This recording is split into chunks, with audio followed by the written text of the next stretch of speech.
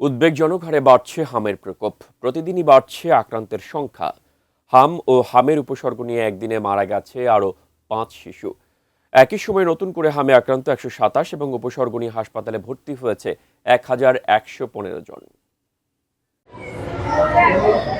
প্রতিদিনই হাম ও হামের উপসর্গ নিয়ে শিশু মৃত্যুর খবর আসছে বিভিন্ন জেলা থেকে। গত ১৫ মার্চ থেকে এ অবধি ১৭৪ জনের মৃত্যু নিশ্চিত করেছে স্বাস্থ্য অধিদপ্তর। সরকার টিকাদান কর্মসূচি শুরু করলেও তার পরিসর এখনো সীমিত বলে বিপুল সংখ্যক শিশু ঝুঁকির মধ্যেই রয়ে গেছে। জেলা ভিত্তিক হিসেবে গত এক মাসে সবচেয়ে বেশি মৃত্যু হয়েছে ঢাকায়।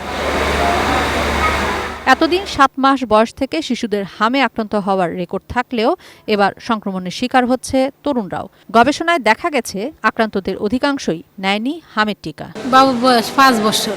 আমরা তো ডাহাসর বাড়াতাই বুঝিনি, তো হাম টিকা মিকা দিতে পারি না। ওর বয়স ৮ বছর। হামের টিকা দেওয়া হয় নাই। বেলায় টিকা পড়ছিল, কিন্তু হামের টিকা দিছে কিনা আমার খেয়াল নাই। ওর বয়স হয়েছে ১৯, না হামের টিকা করে নাই। করছিলি? করে নাই। একটা টিকা বাদ রয়েছে, আর বেগগুলা টিকা পড়ছি। গত এক মাসে হাম ও এরকম উপসর্গ নিয়ে হাসপাতালে ভর্তি রোগীর সংখ্যা দাঁড়িয়েছে ১৩,০০০-এর বেশি। এই মুহূর্তে ঢাকা, বরিশাল ও ময়মনসিংহে হাম রুবেলা টিকাদান ক্যাম্পেইন চলছে।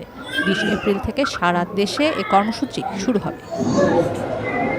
কিশোর জাহান, এটিএন নিউজ, ঢাকা।